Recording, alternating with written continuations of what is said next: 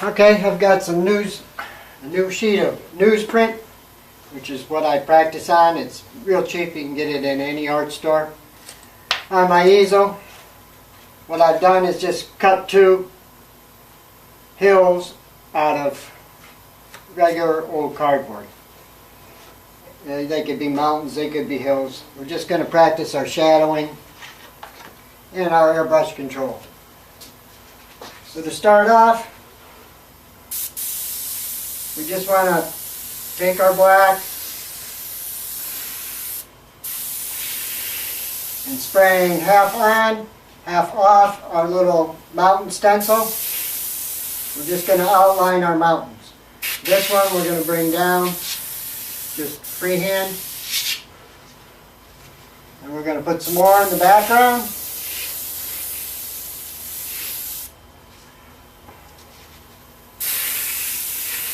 Where they're placed really doesn't matter. This is just for fun. It's just a practice painting. Put them anywhere on your paper you feel like you want to.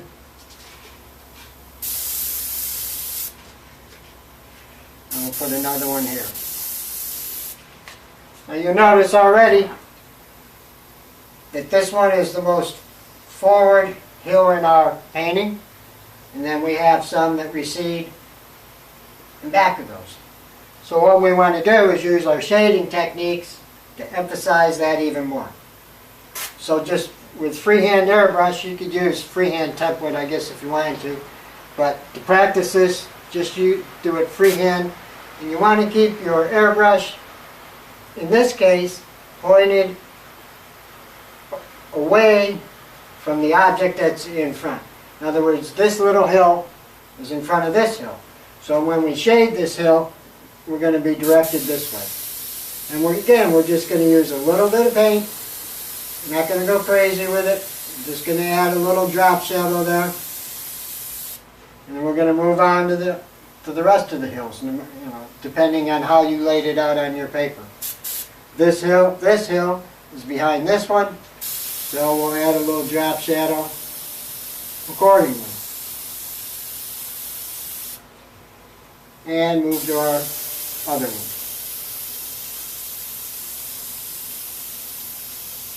Again, pay attention to which way your airbrush is directed so that you can get the shading down correctly. Now this is the hill that's foremost in our painting, so we'll add a drop shadow here.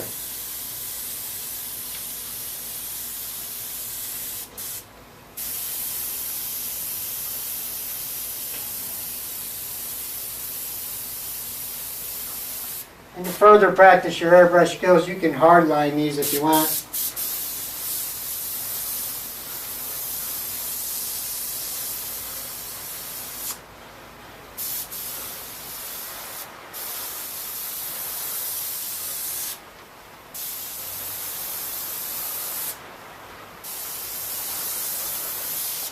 Notice my air is on all the time.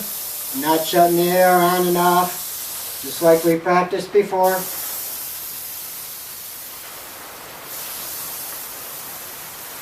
About 30 pounds of air pressure with this water-based paint. And we have another rainy day in Florida, if you can hear it. This time of year down here is hot, muggy, and miserable. So we'll just keep building our drop shadow up, pushing one hill behind the other.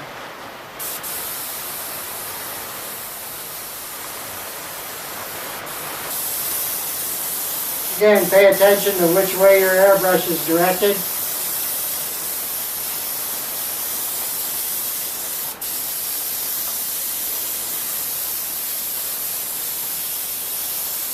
And just build your drop shadows up slowly.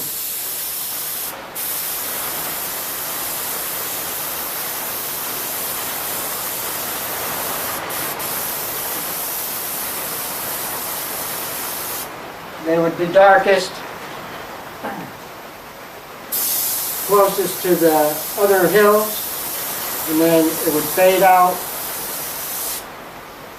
as you get away from it. So in other words, And here it's going to be the darkest. On top, where more light's going to get to, it's going to be lighter, of course.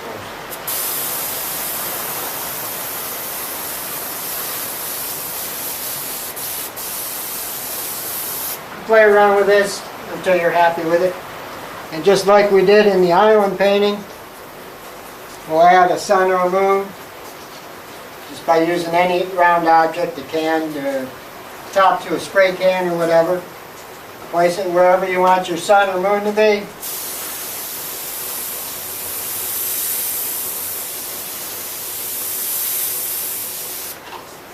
And there you have your sun or your moon. It's that easy.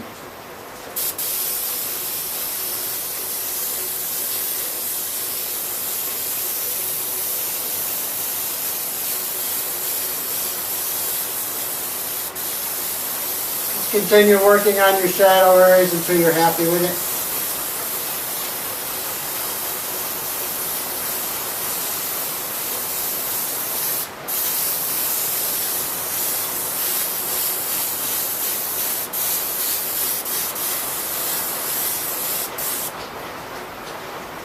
And there we have our little mountains. Pretty easy stuff. But it introduces you to using freehand templates and let you use your shading skills. Next we're going to add a few trees, and we're going to make our own little stencil for that too. I've just done 3 triangles on top of each other, the small being on top. I'm going to cut them out and then we'll show you how to make some real basic trees. Okay, I've cut my 3 triangles out. You just want them sort of random on the cardboard.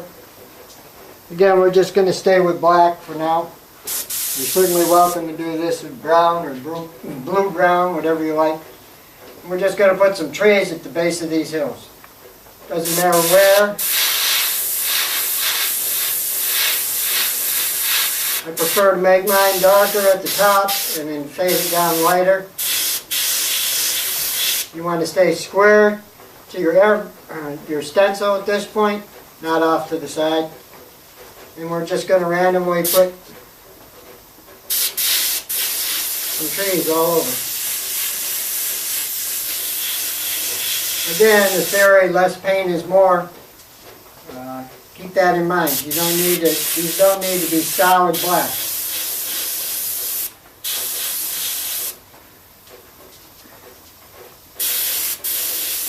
In fact, you want them to fade out at the bottom. Pretty cheesy looking pine trees, but this is just for practice. Just to help you with your brush control and getting you used to using freehand templates and stencils. There's nothing wrong with using stencil in your artwork. Nothing at all. The trick is to make it look like you didn't use a stencil. But a stencil, in a lot of cases, will speed the process up. And it's just a tool that all artists use. It's not cheating. There's nothing wimpy about using a stencil.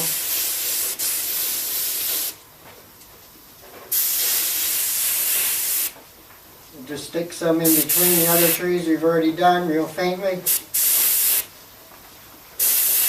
Again, by the amount of paint you're using, and how opaque you're making these trees, you're bringing some of them forward in your painting, and you're pushing other ones back. The ones that are in the background, the foreground here, will be less opaque, or not as opaque, as the ones closest to you.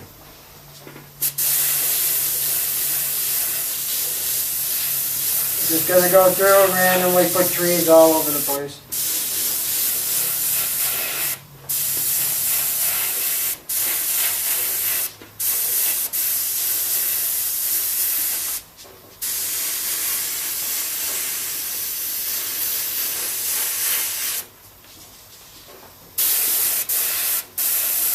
They don't all have to be straight up and down. Put them on there any way you like.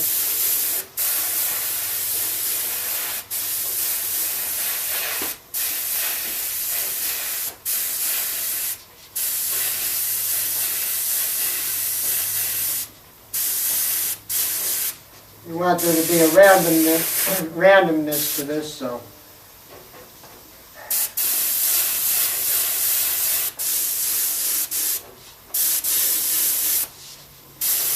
Again, the ones in the foreground are going to be more opaque. The ones in the background will be faded or more transparent. And there we have our forest at the base of the little mountains we did. Now you can take your black and just go in and fill in some areas. But again, less paint is more. You don't need to, this doesn't need to be all black. You want it to have some texture and some feel to it. These are trees, some are in front of the others, and you want to convey that in this little practice table.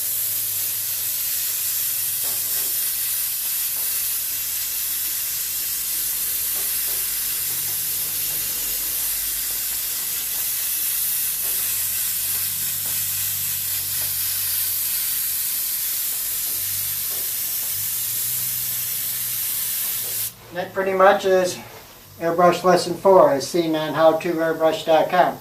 You can go there and print this. There's a text version of this same lesson there. You can print it off if you like.